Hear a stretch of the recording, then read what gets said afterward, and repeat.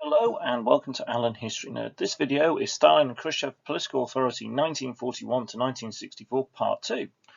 Following on from Part 1 and going in the middle before Part 3. So we're going to look at the period of High Stalinism. So the AQA specification tells us that in this section, Section 4, you need to know political authority, opposition, and the state of Russia in wartime. And that we've got that first bit is done in Part 1. Today I'm going to be concentrating on political authority and government to 1953, High Stalinism, the revival of terror, destruction of the supposed opposition. The speech marks on that give you a bit of an idea of how strong opposition really was at this point. The cult of personality and the power vacuum on Stalin's death. So I'm going to do all of those bits.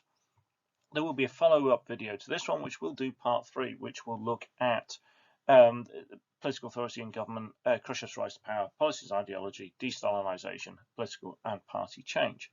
So we're going to concentrate on this period in the middle. So this is going to be essentially 45 to 53. Now, again, because this is a breadth unit, then we have this slight issue that the spec picks out these quite precise bits, which we can then look at in a reasonable amount of detail. But obviously, the chances are that any question on political authority would cover all three of these bullet points. There's a lot of stuff in there, which is why I've broken it down in terms of the videos. So we're looking at this period known as High Stalinism. This is a phrase which is used by multiple historians. It's not actually used by not used by Stalin himself, to refer to the period at the end of the war. And at this point, Stalinist dictatorship kind of it reaches its absolute pinnacle. All aspects of Stalinism that had been present before the war, all the stuff we've seen about the purges and the cult of personality and the bureaucracy, and his dominance of other party leaders, all of that reaches its absolute height. So we've got the personal dictatorship of Stalin himself, his ability to control over the party, which again he cleverly manipulated right from the beginning with his position of general secretary, and the personal hold and control he had over senior members of the Politburo. He kept them constantly on edge, and they were fearful what any meeting with Stalin might potentially lead to. Is it something he wants to discuss policy with you, or is this going to be the last time you're going to be called into a meeting anywhere? We've seen the power and reach of the secret police, so the use of purges to maintain and terror to maintain control of those around him and over the general population. So we've seen that all the way through the 30s. We've seen it continuing during the war, and it's still there at this point after the war. This huge and self-serving bureaucracy, where essentially the fundamental route to promotion is through absolute loyalty to Stalin. The economy was completely centralized. Obviously, this had been brought through with the 5-year plans, had been tightened even further during the war, and these prioritized the needs of heavy industry. There was tightened control over collective farms. There was also all the stuff that had gone into the building of this massive military machine, which obviously was required during the war and was then going to be required afterwards with the advent of the Cold War. We've got the cult of personality with Stalin portrayed this godlike figure who had reached even greater heights in helping of leading the Soviet Union into victory in the Great Patriotic War, and the kind of real height of these celebrations of Stalin took place with his 70th birthday in 1949. We see an imposition of a culture of uniformity, and this uses things like propaganda and censorship to make sure that all forms of media and artistic expression are all pushing in one direction and in the direction that Stalin wants it to. There's a continued emphasis on Russian nationalism, a continued suppression of the national minorities. We're going to see in particular some fairly horrendous stuff with anti-Semitism, which is, again, even more shocking. Given what had just happened during World War II with the Holocaust, and Russian superiority being emphasized very strongly by Stalin and his regime. Again, it's one of those great ironies. Remember that Stalin is actually Georgian. Therefore, the phrase High Stalinism encompasses all political, economic and social aspects of the USSR. in this period of 45 to 53. It really is rather all-encompassing. So why was Stalin able to consolidate his power so enormously? Well, the first one is, I mean, I think it's the most important, is the absolute key to all of this. The Soviet Union won the Great Patriotic War. So Stalin could state with evidence that the economic transformation of the 30s, with all the human suffering and upheaval that went with it, all the terror and the purges that he used, all of that was necessary, and without it the USSR would not have survived. Now, I'm not saying that is the case, I'm saying how he could portray it, and that is the message that went out to the Soviet people. Now, the war had devastated the economy of the USSR, so a dramatic new transformation of the Soviet economy was needed to recover and then go beyond the pre-war levels. So Stalin has done it once already, so that would clearly suggest that he's the man to do it again. So his methodology worked in the 1930s to build the economy up. The economy needs completely rebuilding. Well, he again can position himself as the person who is there to do that. The economic recovery was all the more important in light of the Cold War. So we've got the USSR and its former allies in the West are now seen in kind of strong opposition. So there's the danger of spies and traitors within the USSR who might be working with the capitalist enemies such as the UK and the USA. And therefore, Stalin could argue that he had a continued need for the secret police. So although it looked like he had already destroyed all internal opposition, there was now this new threat coming from the outside with people trying to infiltrate and turn people against the Soviet Russia. And furthermore, the increase in Russian nationalism that we see in the war goes hand in hand with strident anti-Western Westernism of Soviet culture in the post-war years, and this idea of Soviet culture being superior and Western culture being decadent and dangerous. What I've covered so far would suggest that there was absolutely no limit to the power of Stalin, and although Stalin was incredibly powerful, there were some limits to state power. Now, one of the things about the Soviet Union is that it is gigantic, and therefore continued centralized control over a country of this size was not plausible, was not possible. Regional bosses continued to wield a huge amount of influence over their areas and could at times ignore decrees from central government if they didn't fit with their local priorities. Obviously, to become a local regional boss, you probably needed to have shown your dedication and support of Stalin, but it wasn't absolutely everything was run from Moscow. And again, things like the Gulag system, it's enormous, it's spread over a huge geographical area, so total control was hard to achieve. There's a report in '52 that revealed about 32% of Gulag inmates did not fulfill their labour norms, and there was occasional strikes and even revolts within individual labour camps.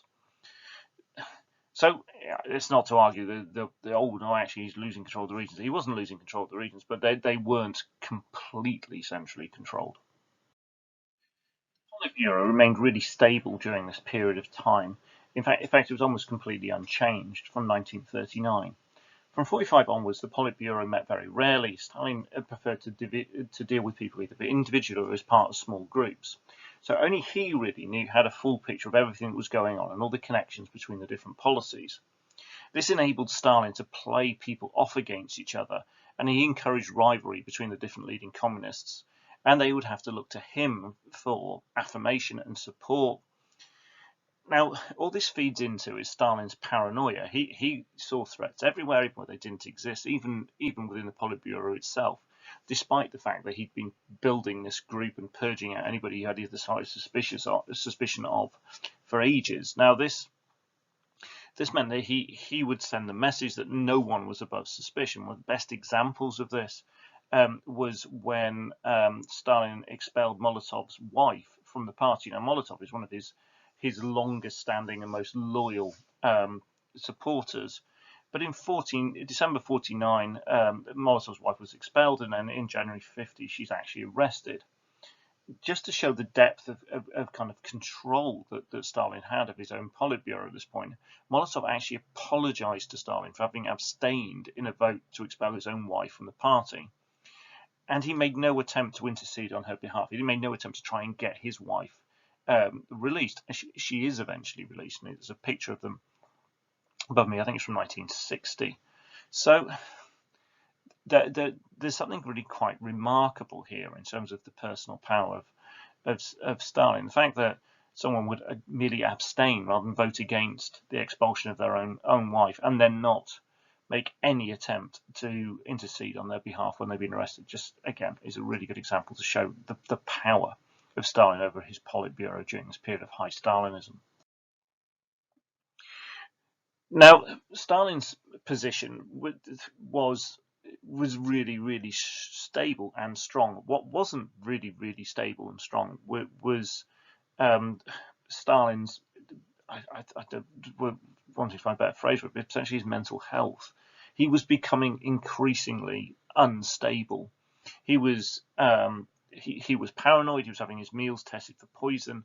He rarely appeared in public. His travel plans were always altered at the very last minute to make sure that any potential assassins wouldn't know where he was going to be.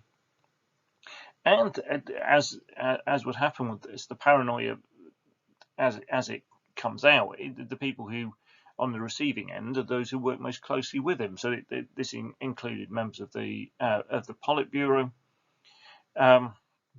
And one said, when a man sits with Stalin, he does not know when he will be sent to next, home or to jail. So that the personal paranoia of Stalin and feeds into the working of government, because everybody is continually on edge.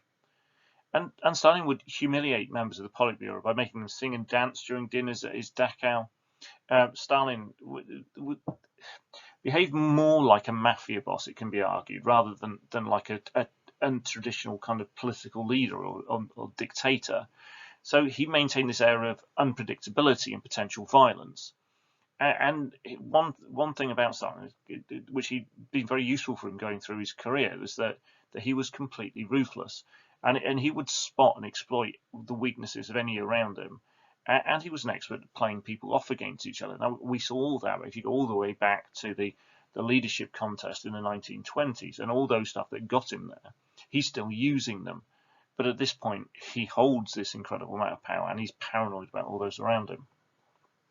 This paranoia is really shown in the downfall of Zhukov. That he is really the Soviet hero of the Second World War.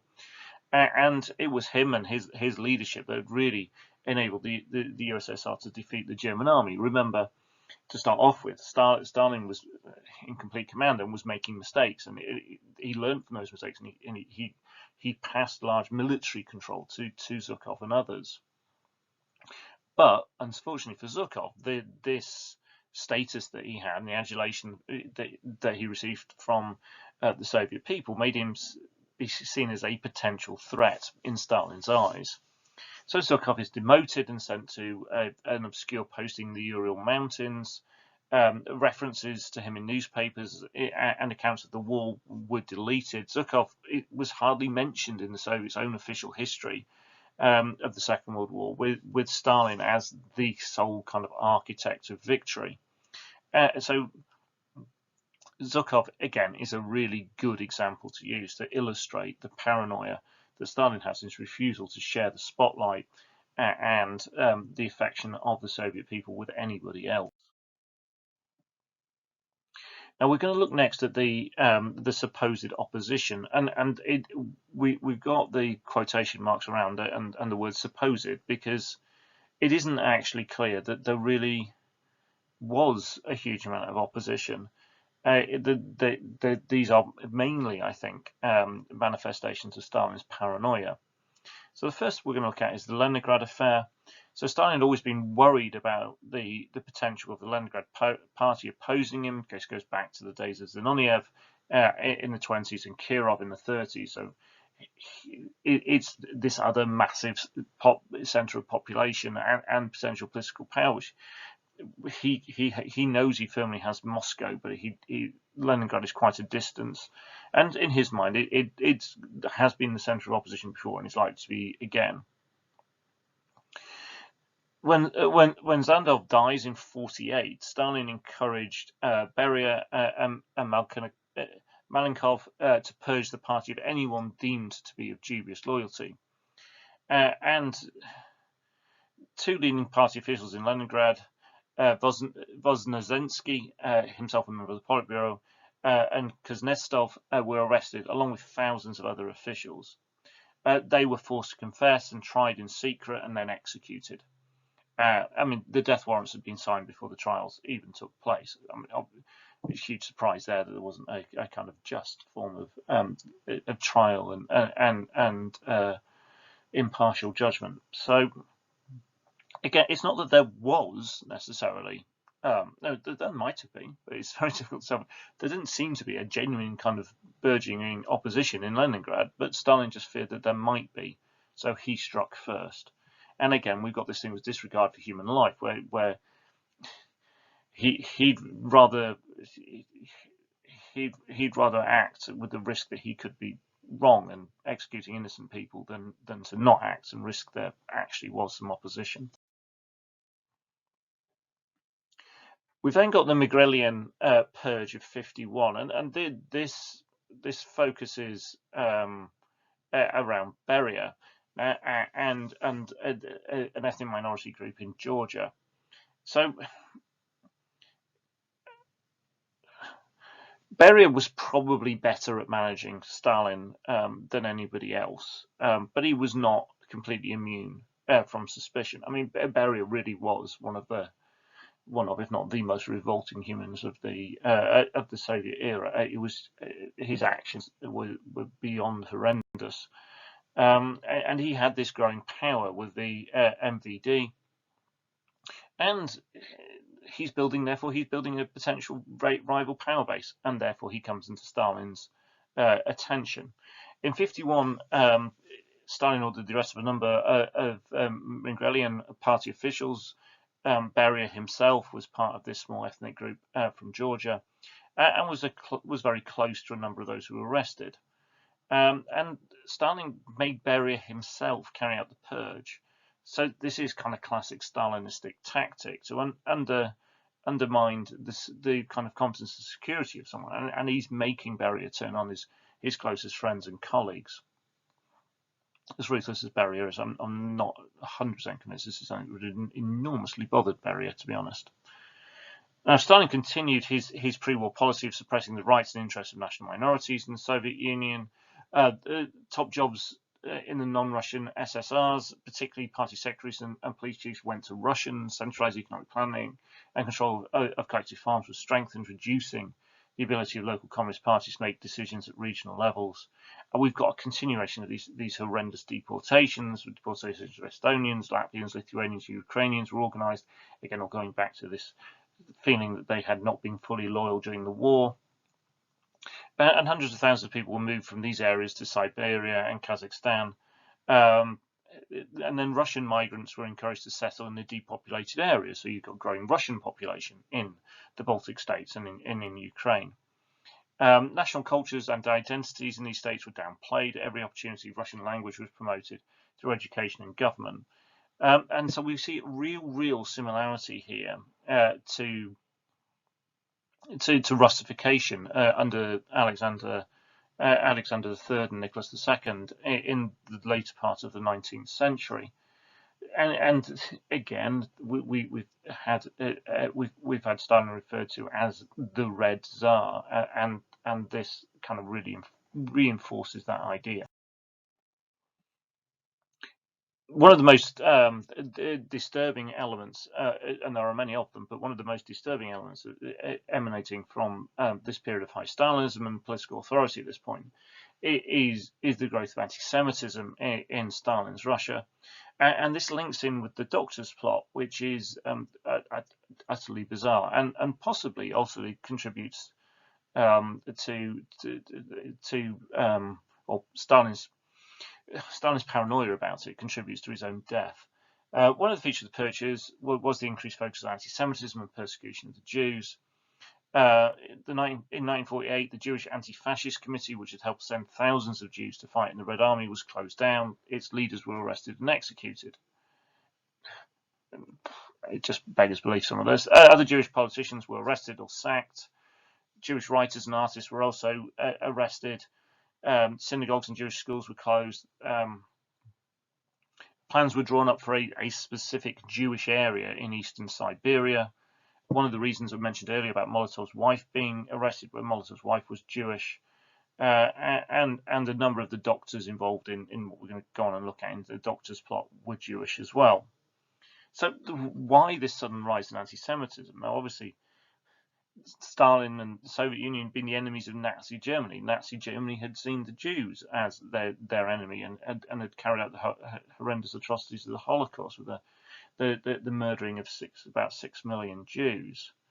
So surely you would have thought that this group would be beyond suspicion, but they were under suspicion from Stalin, and a lot of this was linked into the fact that Jewish families would have family connections in America and in the West, the fact that America and the West had created and supported the creation of Israel in '48, and so Stalin believed that Jewish people, and he described them as rootless cosmopolitans and other nonsense like that, showing this idea that they were not connected strongly to Mother Russia, but their loyalty laid elsewhere. And he talks about Jewish internationalism. And so we're starting to see seeing the same nonsense from Stalin that we'd seen from Hitler. And they were prime suspects to be agents of Western capitalist powers as the Cold War intensified. And again, similar to what we saw with Alexander III, with this seeing the Jews as the other, and therefore the focus of a lot of his fears and actions. The interesting bit, and there's some irony in all of this, is Stalin's health began to deteriorate, his physical health, and he became acutely suspicious of all the doctors who were treating him and medical professionals in general. There was a report in Pravda in January '53 that announced that 13 top doctors who had treated high-ranking party members were part of some conspiracy with the USA, and they'd been involved in murdering of Zandov. And there was a claim, some of this is just ridiculous, a claim they planned to wipe out the entire communist leadership. Hundreds of doctors were then arrested, interrogated as the purge began to widen.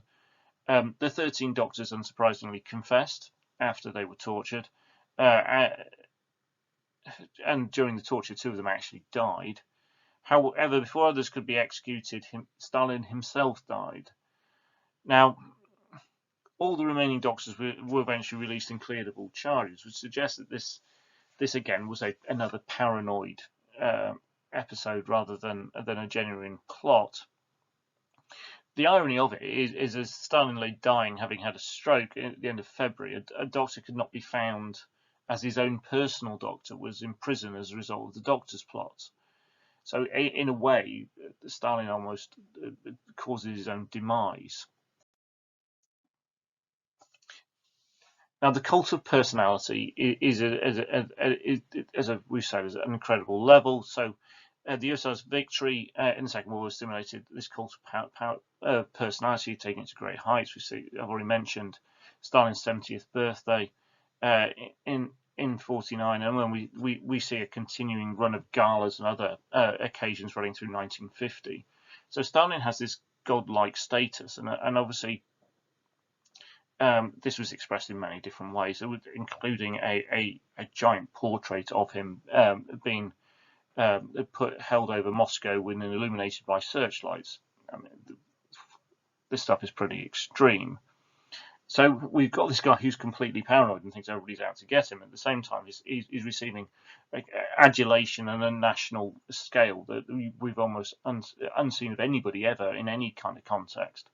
So it's very difficult to put these two bits together. And as I've already mentioned, the kind of paranoia with the doctor's plot is one of the things that leads to his demise. But this height that he's risen, the other impact it's going to have is it's going to cause a huge power vacuum, because everything was centered around Stalin. Now, he called the 19th Party Congress in 52. It's the first since 39. Is this evidence he was preparing a purge of the old guard and promotion of a new generation of Soviet leaders? We're not sure. But he did speak against Molotov and Mikoyan, two of the longest-standing members of the Politburo, at the Central Committee meeting immediately before Congress. It appears, therefore, that Stalin's hold on the power and ability to dominate those around him was as strong in 52 than it ever had been. Now, this means there isn't other power bases, so there isn't really anybody that's in a position to take over. He's not named a successor or anything like that. On the 1st of March in 53, Stalin did not emerge from his private rooms. His security guards found him alive but unable to speak. He'd had a stroke. There's no doctor because of the doctor's plot. Leading members of the party arrive. They try and decide what they're going to do. Most of them are paralyzed with fear, then did nothing, essentially. And it just kind of drags on. They don't, because you can't do anything without Stalin's permission, because if you do something without Stalin's permission and you get it wrong, then the consequences are horrendous. What happens if he recovers and you did the wrong thing? And so the system Stalin has created, I mean, he's hoisted his own petard, really, in this, that he's left in this terror. He's left fairly much untreated in the last days. He'd not nominated a successor. And so what we're going to see is several prominent leaders who are going to compete over taking power from him. Despite everything that we've seen when we've been doing Stalinist Russia, there was a genuine outpouring of grief when Stalin's death was announced to the Russian public, just as there had been for Lenin and the Tsars before him.